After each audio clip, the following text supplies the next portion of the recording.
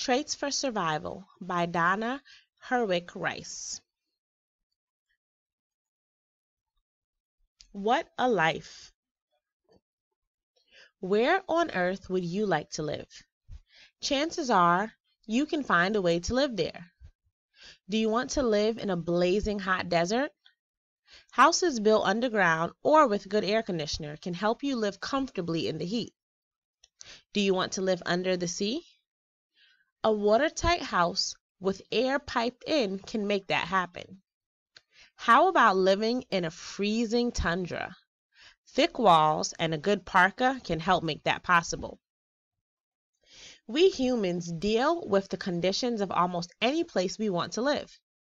We have amazing brains that make a lot of things possible for us. But what if we couldn't use our brains to help us survive the conditions of our environment? Our bodies would have to adapt to make life livable. The word adapt comes from Latin words that mean to fit. Adaptation is the name of the game for animal species. Qualities that offer the best chance for survival grow strongest in a species. Qualities that don't support its chances fade away, or the species does. Species hold on to what makes them best able to survive. Of course, a species doesn't just think, hey, this is working out pretty well for us, let's keep it. It doesn't choose anything. Instead, an animal's body adapts over time. But sudden changes may come to a species' home. A drought may stop the flow of water. Food sources could die out. Or fire may destroy a species' home. Species don't adapt quickly to such big changes. They need to move to a new home, or they may die out. Dogs don't sweat through their skin like humans do. They have adapted to pant, which circulates air in their bodies and cools them down. 5 fierce senses. Species rely on their senses of taste, touch, hearing, smelling, and seeing to survive. Sight. Owls that need to spot their prey from great distances have developed sharp eyesight. Taste. Humans have developed a dislike for foods that taste bitter, as those foods are sometimes poisonous. Touch. Plants like the Venus flytrap have sensitive leaves that feel when a tasty meal has landed on them. Smell. Sharks have adapted to smell and locate a single drop of blood. And hearing. Whales communicate with one another across thousands of miles of ocean water. Power traits. Traits are the qualities that exist in DNA. There are physical traits, such as eye color and the shape of teeth, and there are instincts, such as the urge to hunt or mate.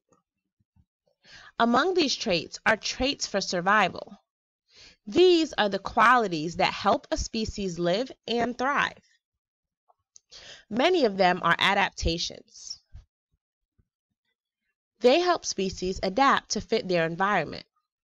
These adaptations may change over time to give species the best chance to survive. Without these traits, many species would have died out long ago. Some traits are common, and you may know them well, but some traits are uncommon and as weird as anything you can imagine. Tripod fish. The tripod fish has adapted for fast food dining. The fish's body has bony spikes that anchor it to the ocean floor. It faces the oncoming current with its mouth open, and food just floats down the hatch. Cats' bodies have adapted to make them great hunters. Their eyes give them night vision to hunt their prey in the dark. DNA. Information about a body's traits is in its cells. That's where DNA is. DNA tells the body everything from what color to grow your hair to how to eat food. Every living creature has DNA. And this shows that DNA controls your skin color, your eye color, even your hair color. Everything that makes you, you is in your DNA. The family that lives together lives. Have you noticed how some animals live in groups? Whether they live in packs, flocks, or families, they work together. Why? Survival. There is safety in numbers. The bigger the group, the less chance they will be attacked.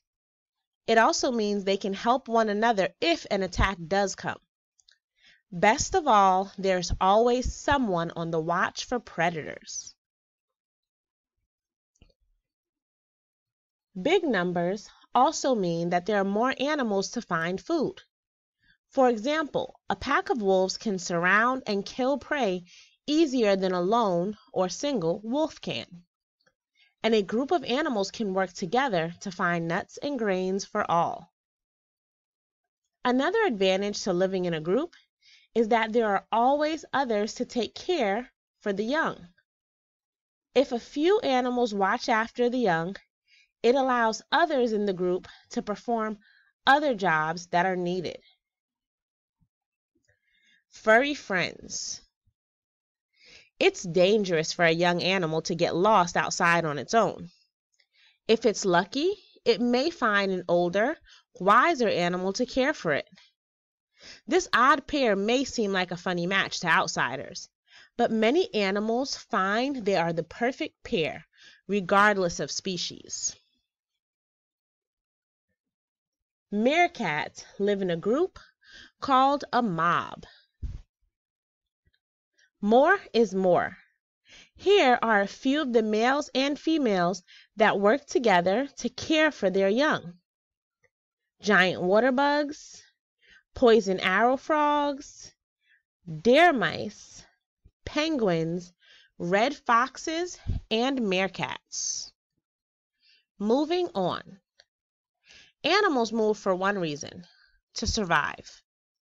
Some animals move every year.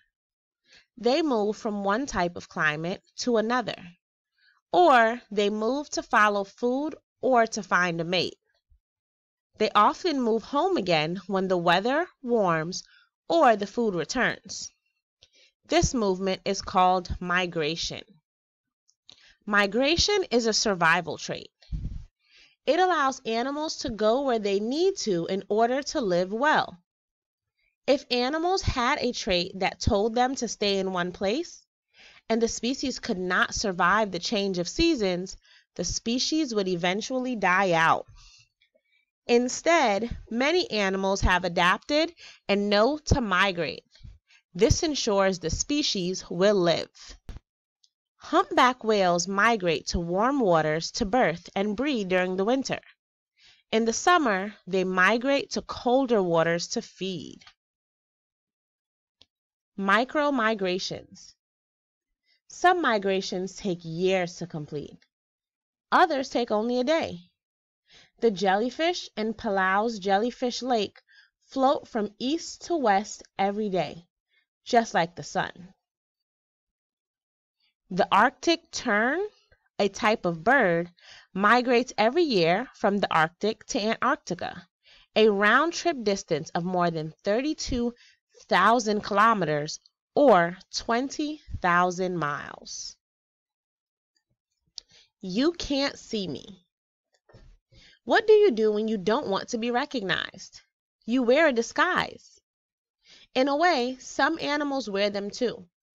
They have an adaptation that makes them difficult to see. It's called camouflage.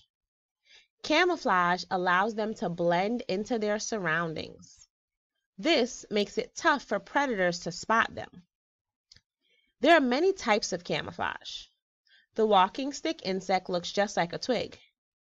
The wings of a calico butterfly look like the eyes of an owl. Owls can look like tree trunks, and toads can look like leaves. Some animals even change their skin color or shape to blend in. For example, all octopuses can change their skin color, but the mimic octopus can make itself look like at least 15 different underwater creatures. At the top, it says a mimic octopus disguises itself as a sea star. Who, me? I'm just a little meerkat like you. Nothing to worry about here. Tricked ya. The drongo bird uses sounds as a form of camouflage. It can make the calls of around 50 different species. It uses its special talent to get animals to abandon their food. Then, it swoops in and chows down. Mimicry is a type of camouflage used by animals who want to look dangerous to scare away predators.